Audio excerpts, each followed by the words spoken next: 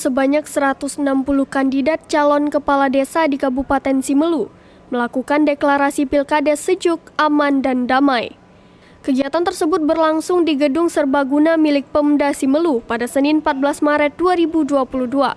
Deklarasi dihadiri Bupati Simelu, Erli Hasim, beserta unsur Muspida di Simelu.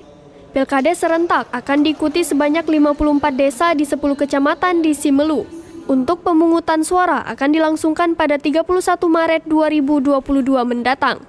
Dari 160 kandidat, terdapat 7 wanita yang turut ambil bagian dalam pilkades serentak di kabupaten penghasil lobster terbesar di Aceh itu. Allah Subhanahu wa Ta'ala menyaksikan kita semua. Saya menyatakan dimulai.